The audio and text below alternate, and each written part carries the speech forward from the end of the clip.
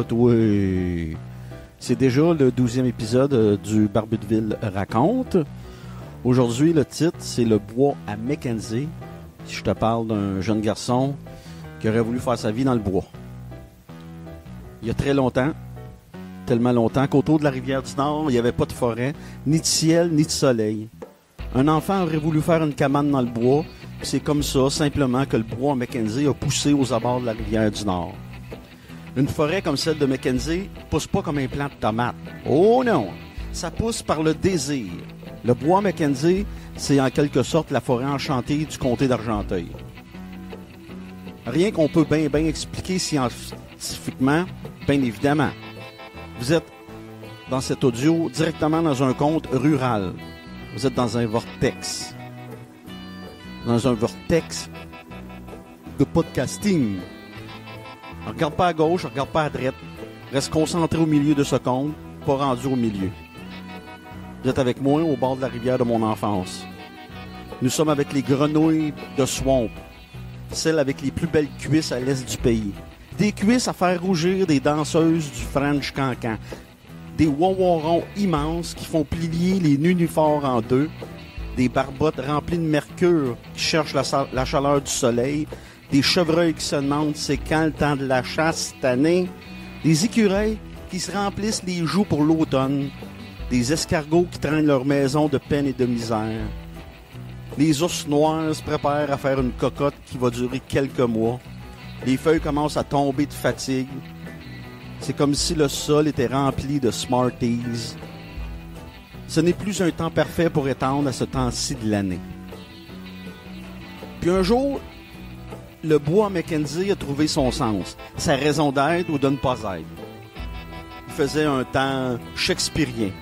Les corbeaux sur place avaient annoncé l'arrivée d'un petit gars avec une brouette rouillée, un marteau, des vieux clous et des planches. Le petit gars avait décidé, les autres, c'est 5 ans à peine. Il arrivait décidé, à 5 ans à peine. On était quelque part en 1980-ish. C'était l'époque qu'il faisait du bicycle sans casse, sans coude surtout, sans peur ni reproche. Il était un mousquetaire sans le savoir. Il avait à l'époque la coin dure.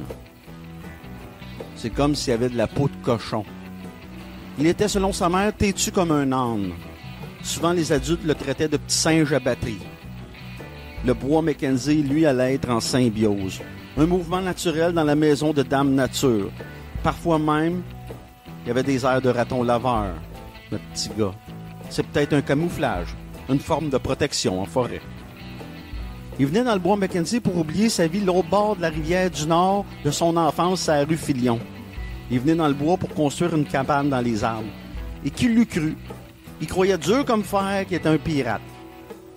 Il sera toujours un pirate sans bateau qui construit des cabanes dans le bois Mackenzie. Il venait ici pour trouver le silence, même à 5 ans, imagine-toi donc. Personne criait après lui dans le bois. Personne. Il pouvait même pleurer s'il en avait envie. C'est vous dire la force mythique de cette forêt.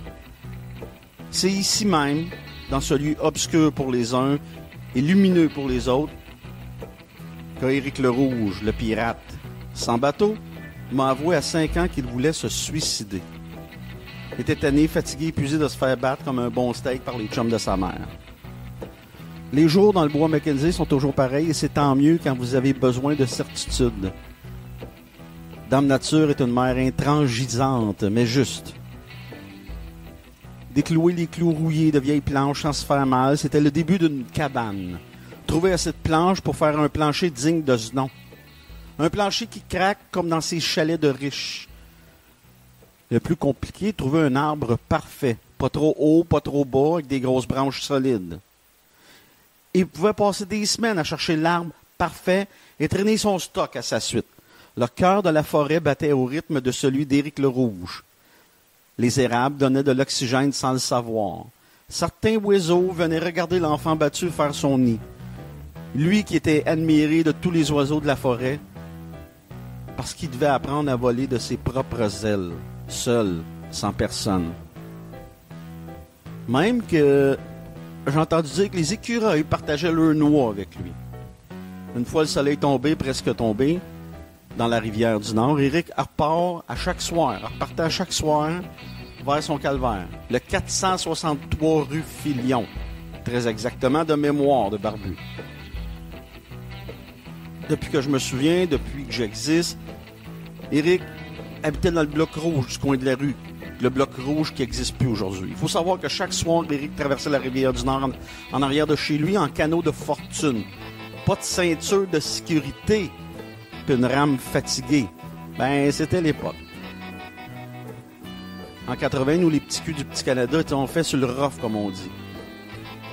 Si seulement ça avait été possible, je pense bien qu'il aurait été habité dans la forêt, avec la forêt.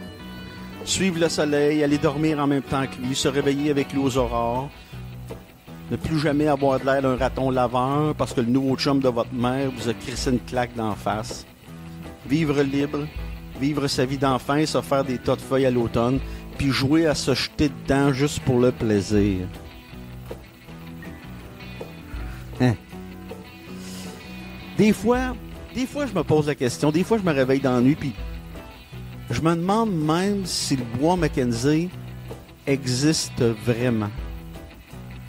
Tu sais, dans le fond, c'est peut-être juste l'ami imaginaire d'un enfant battu. Fin. Être abonné à mon Patreon, c'est supporter un créateur. Patreon.com/Barboudeville, tout simplement, pour me trouver. Qu'est-ce que tu obtiens avec mon Patreon? Ben, c'est facile. Tu as tous les chapitres de mon 2e livre en avance. À chaque fois que j'ai fini un chapitre, je te mets ça sur Patreon en exclusivité. Toute la bibliothèque de mes épisodes de podcast. Du premier jusqu'au dernier que j'ai fait. Ça aussi, c'est exclusif au Patreon. Parce que oui, je vais l'envoyer sur Spotify, je vais l'envoyer sur Google Podcast, puis à iTunes, puis SoundCloud, mais un épisode à la fois maintenant.